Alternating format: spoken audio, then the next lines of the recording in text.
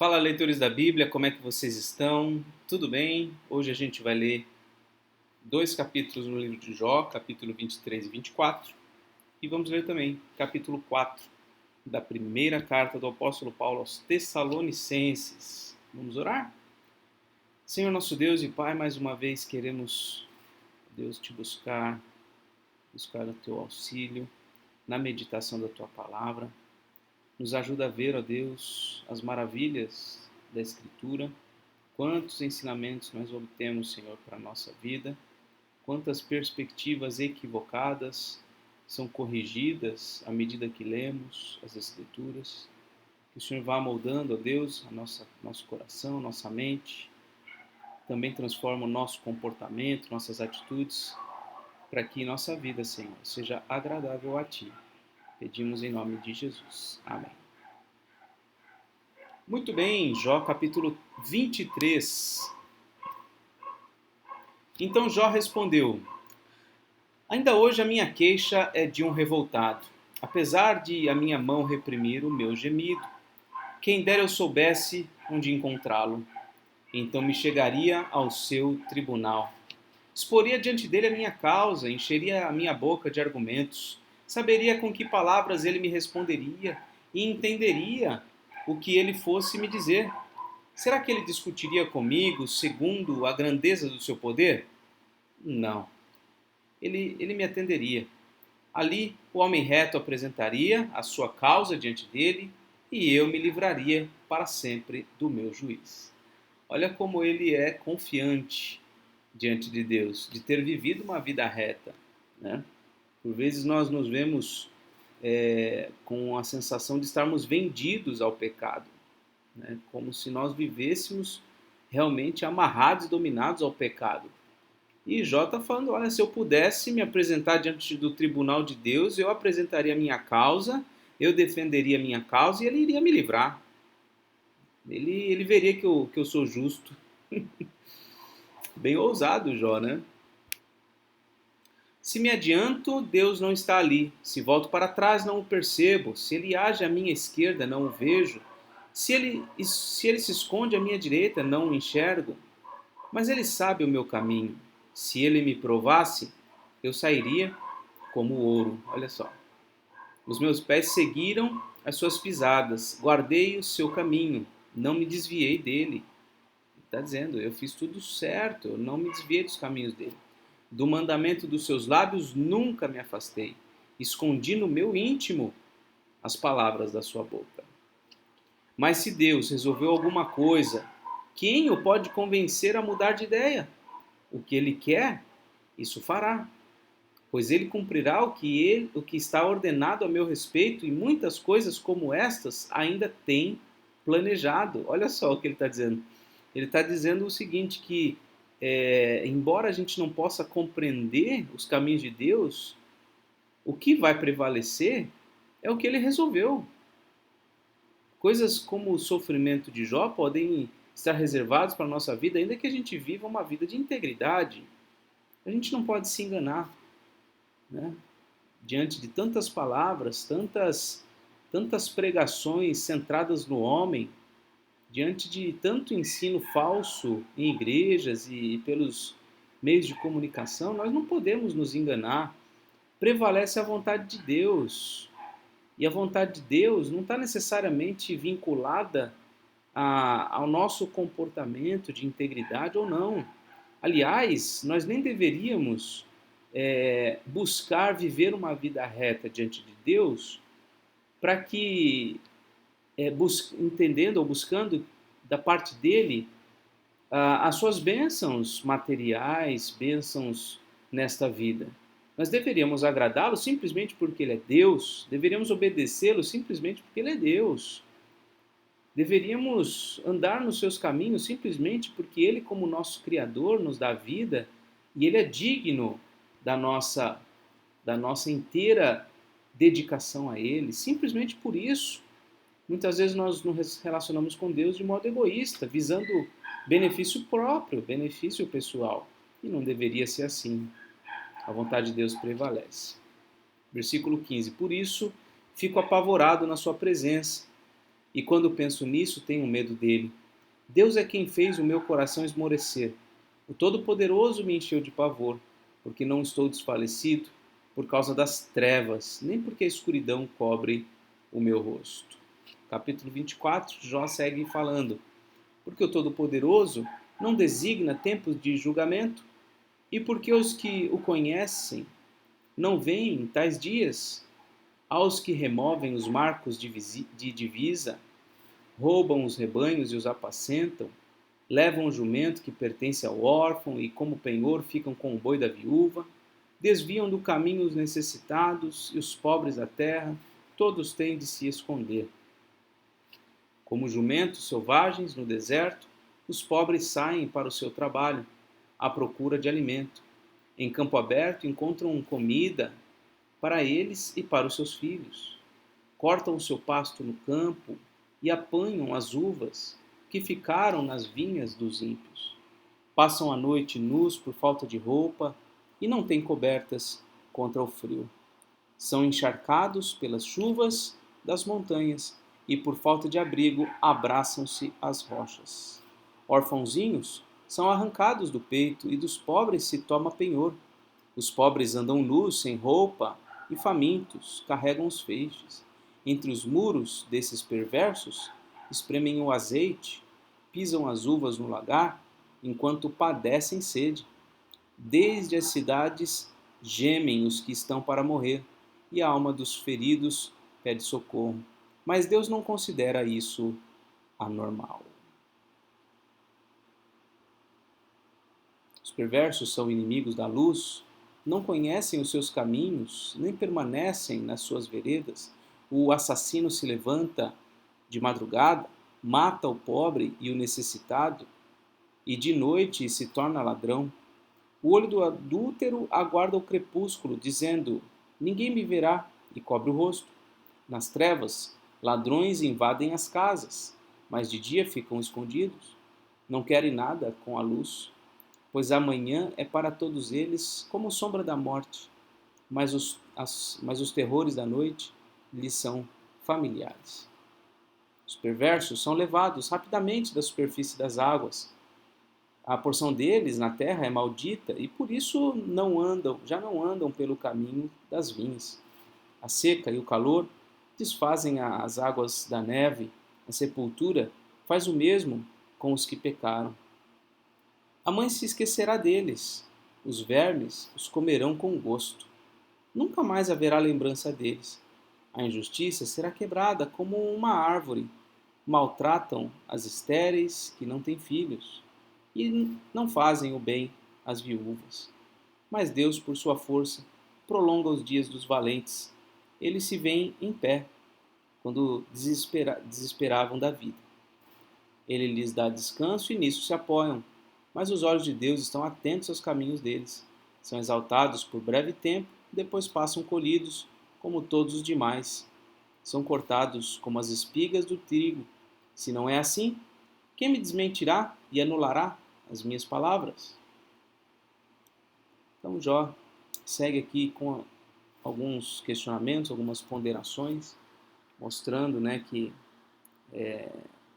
muitas coisas acontecem, né, perversos, assassinos, adúlteros, ladrões, muita gente má, né, muitos pobres são explorados pelo mal, os maus roubam. Então, assim, esse capítulo aqui, né, tá falando aqui da maldade das pessoas, né, e no fim ele diz aqui que Deus atenta ao perverso, quer dizer, Deus não está, Deus não se esquece daquele que é perverso, né? Muitas vezes Deus os preserva com vida, mas os olhos de Deus não estão fechados. Os caminhos dos perversos, Deus atenta. Não é porque a gente vê a prosperidade dos maus muitas vezes e a gente vê os inocentes sendo prejudicados, que esse é o estágio final da vida e que não vai acontecer mais nada. Não. Deus está olhando e Ele está no controle de todas as coisas. Não podemos esquecer disso. E agora, 1 Tessalonicenses 4.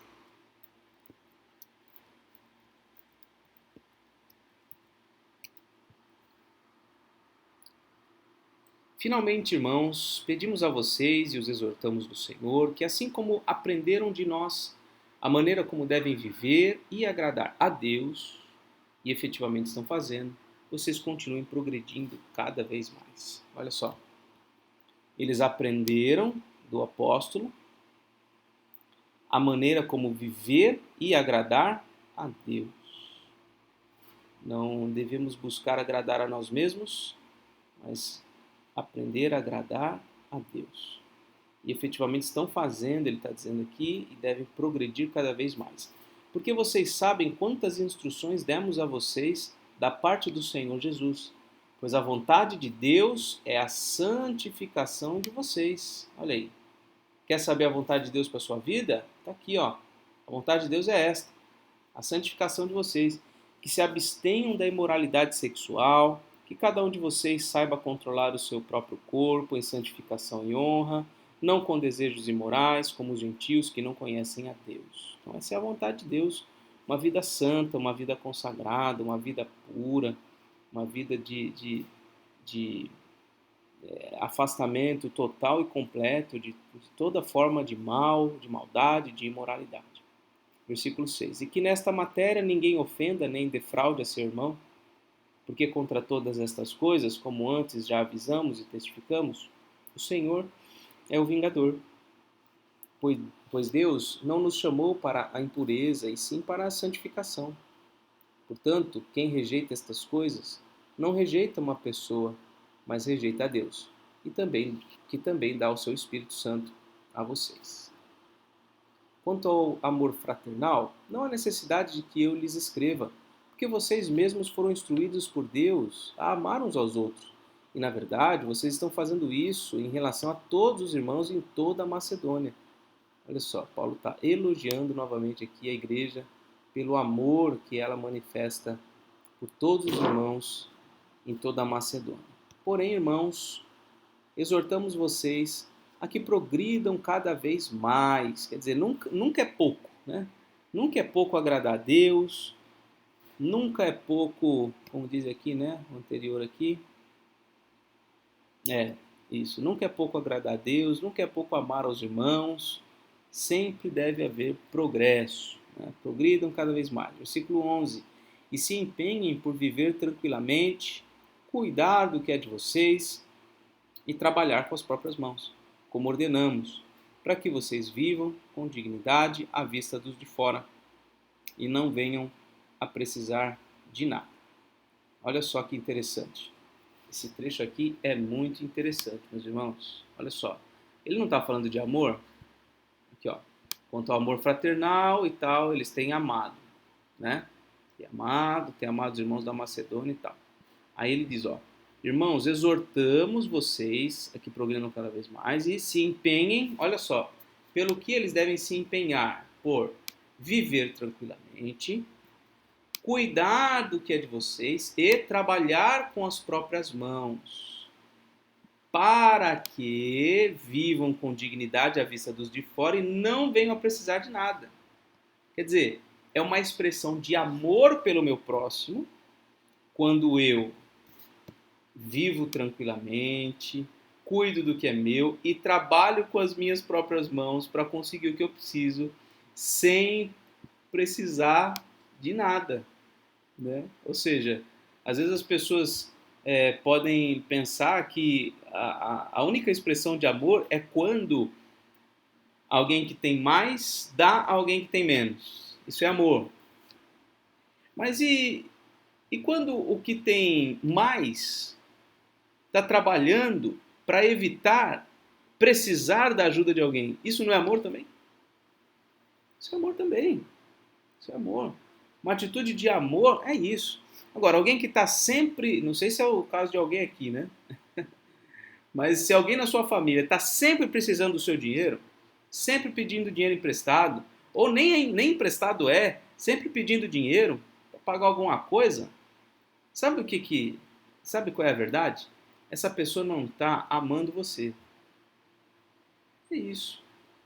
Você a ama e está tentando ajudar, tentando favorecer, mas ela não está sendo amorosa para com você ao ficar pedindo constantemente sua ajuda, né? Ou você mesmo, de repente você é quem está pedindo, né, continuamente alguma coisa para alguém. Pare, isso é falta de amor. Ah, não, mas o outro tem que me amar. Então você vai ter que responder por isso diante de Deus, né? Por quê? Quando a gente se empenha em trabalhar com as nossas mãos, ter o que é nosso, não precisar de nada, isso é uma forma de amor, né? Uma forma de amor. Irmãos, não queremos que vocês ignorem a verdade a respeito dos que dormem. Aqui ele vai mudar um pouco o assunto, vai falar de escatologia. Não queremos que vocês ignorem a verdade a respeito dos que dormem, ou seja, dos que morreram, para que não fiquem tristes como os demais que não têm esperança. Olha só, o cristão, ele, ele não deve ficar tão triste como os demais que não têm esperança. O cristão é diferente. Pois se cremos que Jesus morreu e ressuscitou, assim também Deus, mediante Jesus, trará na companhia dele os que dormem. Por isso que quando a gente vai a um velório de um cristão, a gente percebe que, embora haja tristeza e dor, há esperança e há equilíbrio emocional. Quando a gente vai num velório de alguém, de uma família que não é cristã, o que a gente vê ali? A gente vê desespero, a gente vê de tudo ali acontecendo, né? Desequilíbrio emocional, enfim, é bem diferente. Versículo 15. E pela palavra do Senhor ainda lhes declaramos o seguinte: nós, os vivos, os que ficarmos até a vinda do Senhor, de modo nenhum precederemos os que morrerem, os que morreram. Porque o Senhor mesmo, dada a sua palavra de ordem, ouvida a voz do arcanjo, ressoada a trombeta de Deus, descerá dos céus. E os mortos em Cristo ressuscitarão primeiro. Depois nós, os vivos, os que ficarmos, seremos arrebatados juntamente com eles entre as nuvens, para o encontro com o Senhor nos ares, e assim estaremos para sempre com o Senhor. Portanto, consolem uns aos outros com estas palavras.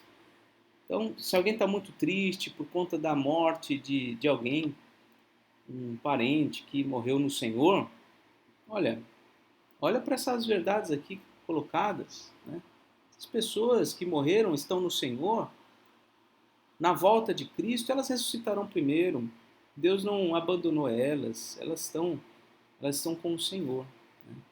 Claro que é difícil passar pelo luto, a separação, estar longe da pessoa que a gente ama é muito bom, né? Agora, a gente precisa se lembrar dessas coisas. Ah, mas e se meu parente morreu sem estar no Senhor? Sem crer em Jesus, não recebeu a salvação? Bom, de fato, nesse caso, o nosso coração se enternece de tristeza por conta dessa realidade. No entanto, não cabe o desespero, por quê? Porque a gente não pode controlar nada, né? A gente não pode controlar o destino final das pessoas. E a gente deve se consolar na soberania de Deus, na justiça de Deus, no amor de Deus, né? Então, essas são algumas palavras importantes aqui nesse contexto de luto que o apóstolo Paulo nos dá. Ok? Foi essa a leitura de hoje. Que Deus te abençoe. Um forte abraço e até mais, se Deus quiser.